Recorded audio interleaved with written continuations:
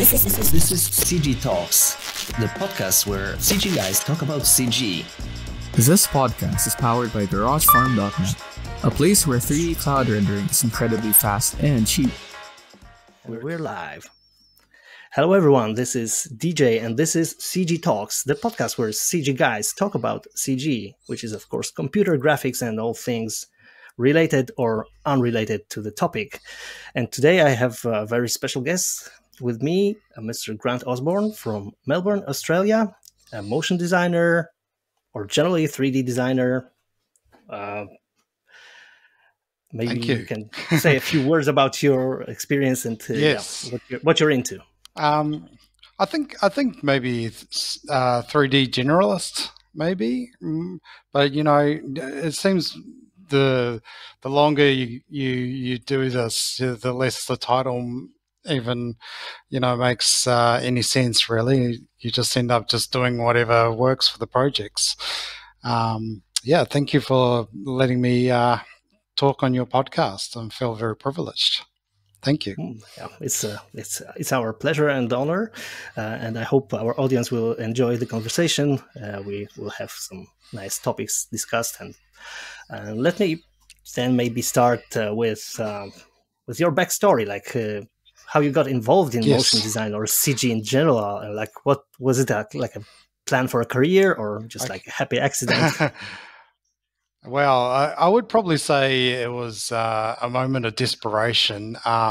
When I was young, I grew up in a very rough area, and a lot of people weren't really into school, and I think that was something that I wasn't really that much interested in myself, and so I kind of didn't really think too much about what I was going to do, and then after that, I ended up just doing some small stuff at a radio station, helping out and doing little shows and stuff as a volunteer. And after that, I knew I needed a job, so it was around the year of 2000, and I thought to myself, well, what could I do? I was pretty good at art, so I decided that I would, enroll in an art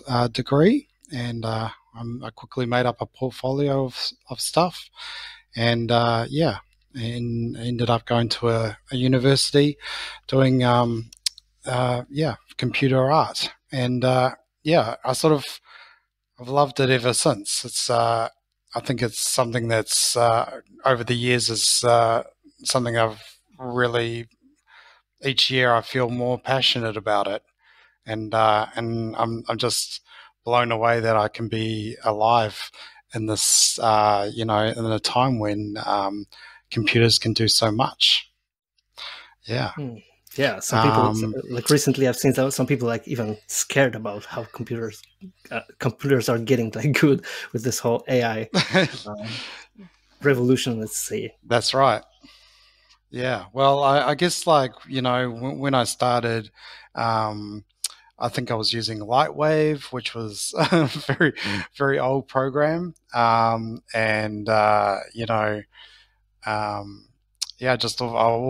always loved going to movie theaters and watching all the 3D logos when I was a kid, and some of them were even faked 3D, but I just loved all that stuff, and I think I always knew that the moving image and animation and movies really sort of resonated with me, and something that I wanted to pursue. Yeah.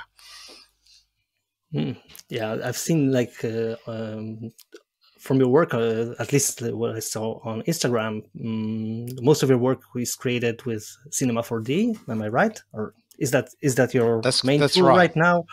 Or do you work with other software as well? You mentioned Lightwave, but probably it's not. That was a long time ago. But yeah, right now, Cinema 4D. I'm using at work, and at home occasionally. I've kind of basically switched at home to full Houdini. It's more of a just trying to, I bought the license and I've decided, for this year that I was just going to spend a majority of this year just trying to learn it as well as I could. So and we got licenses at work. So it's been it's been amazing to just start that journey. And but yeah, with Cinema 4D, it's like such a easy program to learn, and it was it just felt like the most common program that people are using for the last 5 years. Maybe now it's sort of heading into that Blender space, and that's exciting too. I've used Blender maybe like 2 times, but every time I see something on the internet that's awesome, it's just like, this has been done in Blender, and I'm like, oh my god! Again, it's jaw dropping what it can do. So maybe next year that be my new program to learn. Yeah, you're kind of like anticipated my next question, because I wouldn't consider myself a true Blender cultist if I didn't mention Blender. Just like in this meme. Yeah. By the way, did you know that it's free, right? Yeah. Oh, yeah. Especially, I wanted to ask about geometry nodes, because these are probably most exciting projects that are posted online are people doing really crazy things with geometry nodes. I know, and it seems like Cinema 4D kind of was trying to head in that direction, maybe through seeing the Blender stuff, and it just never really kind of worked right, or I'm not sure. I didn't really. I guess like I never really tried it out, but yeah, like the geometry nodes just look amazing, and seeing it in Tegma, using it, and it's something that's groundbreaking, and it deserves to be respected. It's amazing. I can't wait to learn it. Yeah, so maybe I could use it on. Sorry. I just wanted to get back a little bit to the Cinema 4D topic, because like last week, I think a new version came out, right? Am I correct? Something that was at least shown on the half-res or other. I think they call it the Houdini killer. Oh yeah, and I've seen that some people are getting excited, especially with a new cloth sim. So I wanted to ask you if you've had an opportunity of testing it or seeing anything, and what's something that you were most excited about this new release? Well, yeah, I haven't actually I haven't used it yet. But yeah, the simulations they're still on R24 at work. So I've been using that, and yeah, the simulations look so much better than it's always been. I think with Cinema 4D, it's always been a little bit of a hot topic, I guess, with the simulations, because they do come out not looking amazing. They're a bit stuttery. They're a bit, like, to get them right. Sometimes they look great, but it takes a lot of effort to get them where they need to be, and it feels like from what I've seen, like now it's just like buttery smooth, physics and simulations, which always looks so pleasing to the eye when it's done right. And I love all that stuff. And this is like the painful area in Blender. Like I can say it from my own experience that like cloth sim in Blender, it's like a real pain to get it right. Is it challenging? Now I'm sort of in the Houdini land, and I feel like whilst I know I can do better simulations than Cinema 4D, they're so much harder to set up from the start. It seems like you have to slap down about 30 nodes just to get a cloth to move. So, but it's also, it's you can see like how things can be just so much more, I guess like, like, amazing, like in terms of like, the vellum, stuff in Houdini is just, soft bodies interacting with cloth and stuff like that. And I think, it always seemed like in the past it was just like, you do your cloth sim and then you have to fake, your soft sim to interact with that cloth sim and do little workarounds and all that sort of stuff. So, I mean, it's exciting times coming up. Yeah, probably something easier to set up. Like these are like areas that required, like up till now, it requires so much technical knowledge, and you can't really focus that much on the artistic side. And yeah, I guess this is the thing that all 3 artists would gladly give to the AI, just to do the thing and make it work. Well, it's funny because, I guess, you wanted to talk about the moving meditations a bit later, was it?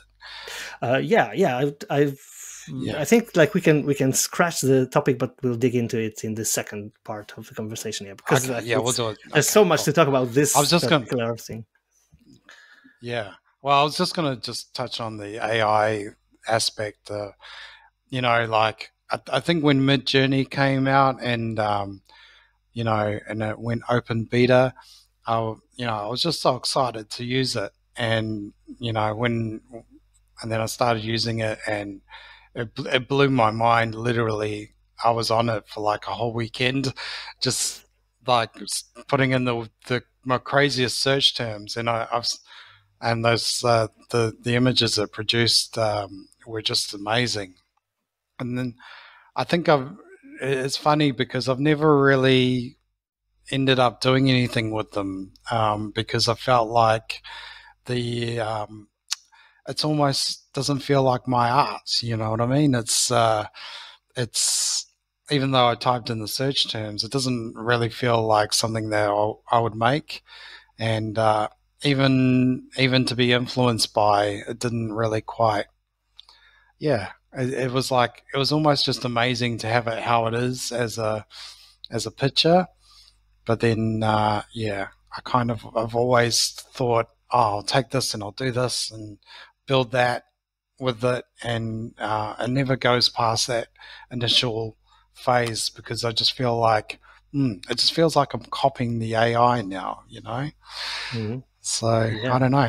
What do you think? Yeah, there's like the whole discussion going on. At least on Twitter, I've seen like artists, like especially concept artists, I think they're hit the hardest about the with this whole thing coming up, because they feel like it's threatening their jobs, like directly, like quick concepts. And the interesting part of the discussion is like, is the originality and copying directly from specific living artists, like not the public domain old masters, but the living artists that are kind of like even typed into the algorithm and like directly influencing the result with the style of a particular living artist. So it's kind of like a little bit of using it's like it's a blurry area of copyright infringement generally, and absolutely, yeah. No, I almost feel like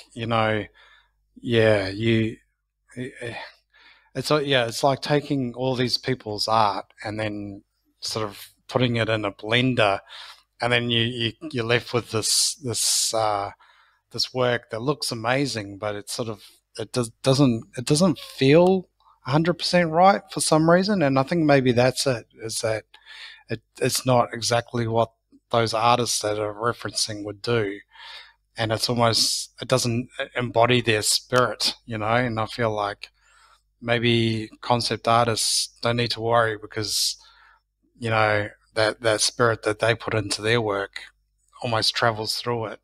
but I don't know. Maybe that will change in the future. It's interesting. Yeah, my take on this is like, of course, it's like a new thing, and I think it's so hard because it's going so deeply into the creative process. Like it's automating the part that used to involve direct creative work, and the closest comparison that comes to my mind is like when photography came into the art world, and it kind of automated the process that used to involve painters, like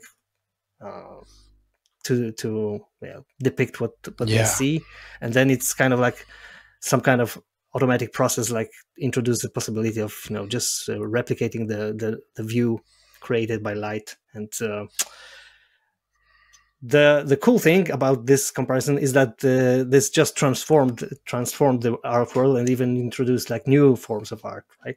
Rather than kill anything of creative space for humans. But this seems a little bit harder, maybe. But I think also that this will eventually, get used in specific places where it's where it's doing the right job, and there will be places where just human factor is so necessary. Yeah, well, I'm pretty sure they're using it like ILM and a couple of those bigger places, unless I misheard.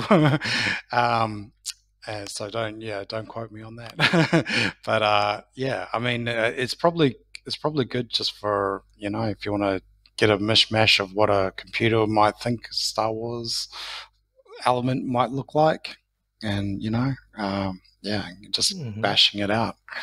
Yeah, and so far it's just like mixing the already existing ideas. This creates just a mix of what's already been thought of, and maybe in it'd be interesting to see if it's some sort of lottery system that determines it, or whether it's I'd love to know how it actually works, to be honest. Yeah, probably we'll find out in a few years, and we'll see how it goes. Yeah, maybe it will be just like the automated production of like art things, like in the 19th century when the industry. But I was just going to show you, like, I still prefer, like, you just got to get the books of the artists that you like, and just go through it. And like this book here, like oh man, this guy is like genius. And I've seen a lot of his work being influenced by, a lot of the AI work being influenced by, him. And I just think to myself, how cool is that? that the machine is copying you, that you're in that league where, machines copy you. I think that's awesome. Like I'd love to be that in that stage at one day. Mm-hmm. Let me maybe switch this the podcast topic a little is bit. powered by GarageFarm.net. I would like Visit to our talk webpage about and check out our rendering solutions. about the design. So Our service device 24/7. Yes. Yeah, he's doing some parts of it, but generally, like our task as designers is like doing the thing. And I would like to know what's your opinion on what's the hardest, like the most difficult part in motion design. Is it like the technical specific software, or maybe just artistic challenges rather? No, I love the art part. For me, like, the coming up with those initial ideas is just like, I don't know, it's like my happy place. It just, I think for me, it's like, I'll try and think of, how to approach a project. And, if it's something that's like an open brief, I'll have a good think about it, and throughout the day, and then usually I'll go for a walk around the neighborhood or something, and there'll be something in real life that just inspires me, and it's like, oh my god, that's the coolest toy ever, or wow, that retro thing looks great, and and then I just like take that element of that and try and expand it into a whole world of things, um, and I think that's what happened with my first 36 Days of Type was just I work right next to this amazing antique um, place, and they just have all these amazing like plastic lamps, and I just saw them, and I just thought to myself, they're so cool, and like, oh, I wonder what an alphabet would look like in this kind of style. So yeah, but yeah, going back to your original question, I'm definitely I've always loved design. Always felt like it's something that has come. I wouldn't say easy to me, but it's something I understand. Um, but yeah, the mechanics, like, sometimes it's always maybe the hardest bit is like trying to think of these ideas, and then overdoing it on the mechanics, and then having to try and figure out these very complex systems. Um, yeah, and kind of I guess maybe stumbling in that respect, where it's like, oh, why did I think of such a complex, thing to try and build here? You know, I think for me, I'm always trying to simplify things a little bit, and try and get it down to its raw essence. But I'll never, I always sort of try and have that ethos, and then like, especially if the time is low and we're getting close to deadlines, sometimes it just ends up just going real everything all at once. And then I'm like, oh, this was supposed to be simple. Yeah. Yeah. So I guess keeping things simple is is helpful, but it's also sometimes the hardest part, probably, right? Because things Yeah, tend to multiply as they go along. that's right. Yeah. But So yeah, sorry. go on. I just interrupted you. So sorry. Oh no, yeah. I guess I was just gonna say, like, yeah, the technical aspect of, I feel like the creative always should drive that technical aspect, not the other way around. And yeah, I feel like uh, I think that's why I'm trying to learn Houdini in this technical way now. So, when I come to my projects and the ones that I'm really interested in doing, I I won't have to try and figure out technically how things work. Yeah, so I guess that's the way I'm working. Yeah. Yeah. So just to be prepared for the moment. Yeah. Yeah. So talking about simplifying things, I'll just throw another thing into the pot, and I'd like to Yep. ask you about a less obvious topic for visual designers, Okay. which is sound design. And I've noticed like some of your Sound work design.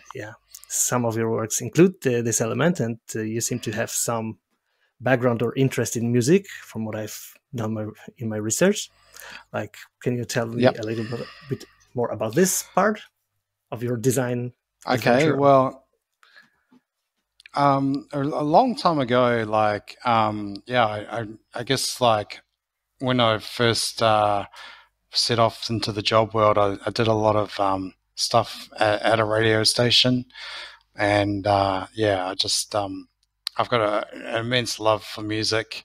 It's I've got all my records down there, and yeah, I think it's just something that's always a part of me. I wish I could you know do music better. I was in a band for a little bit, but it was a very hardcore rock band, and I think, like, over the years it was kind of, I think I was craving maybe more of a electronic, chill out vibe. Yeah. So, but yeah, I love sound effects and music, and you know, I'll try and purchase packs and find good music to put into my stuff. Ideally, I'd love to make it, but it's really I have very little spare time on me right now, and I think until my kids get a bit older and life settles down. But yeah, I mean, at work it's just as easy as just booking someone to do it. But I do have a few people in the past who have helped me out with like professional sound design, and it's you know I really appreciate when people come together and help out. Like there was a friend of mine called Baxter, Paul Baxter, and Baxter Sound, and yeah, he liked what I was doing on Instagram, and he was like, like, would you mind if I put sound effects to your one of your projects? And I thought to myself, oh geez, that would you? That would be amazing. Yeah, so it's I feel like design and animation and sound are like they're kind of like they all need to go together. You know what I mean? It's like it feels like something's missing unless you've got it. I really Yeah. wish I could have more in it. I feel like that's going to be the next AI thing. It's going to be the sound effects and all that sort of stuff. Maybe. Yeah, I've asked this question because I've also had like a part of my journey with music. Like I've been in a band some years ago before I started doing Yep. 3D, and as you said, it's like so much time involved in this visual arts thing that it's hard to like do two things at the same time. But from what I've seen, like there are some people that are kind of um, having those two things together. Some people say that this is like this or that, but I think there are some similarities in both, like timing, or I don't know what exactly is like the common denominator, but it's kind of like a thing Yeah. that some people that are visually interested in arts, they also have like interest in music and sometimes talents for that. Yeah. Absolutely. Maybe not just time to explore both at the same time. Yeah, I think so, and I think the for me the musical spectrum is just like the color spectrum. Like it's when I hear music, it just feels like you know emotions being painted with sound, and then when I see art, it feels like emotions being painted with colors. So I feel like they're very very similar. Yeah. But yeah, like you said, time is just unfortunately is not my friend right now. So yeah, I've got a guitar over here in the corner that when I was in the band, I did keyboards, but yeah, I promised myself to learn guitar at some stage of my life. I won't put an end date on it.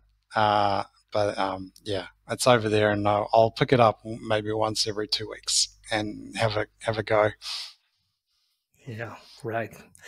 So yeah, hopefully in the future the AI will help us manage manage the time, so we can have more time to to do the fun things. I just want to get to that. I just want to get to that matrix stage where I can just like plug in like being an amazing guitarist and just forget about the learning aspect and just go straight to it.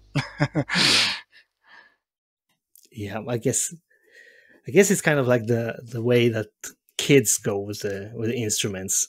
Like I'm seeing my kids right now picking up instruments for the first time, and it's like they don't have these these kind of breaks when it comes to they're just exploring things as they are. It's so cool, and I guess it's a part of us that just wants to go into that full mojo state, just enjoying the experience, right?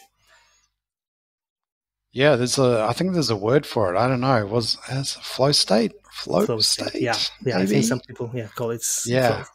flow state.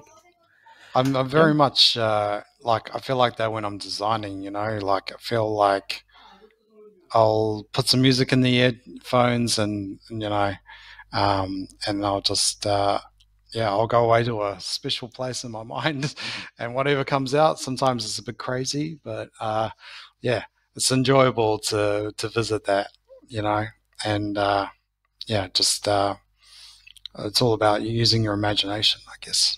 Yeah. Thank you for listening to the first part of our conversation with Grant Osborne, and stay tuned for the next part. We will be talking about personal projects and developing your 3D skill sets, doing online challenges. Subscribe to the channel and keep on rendering.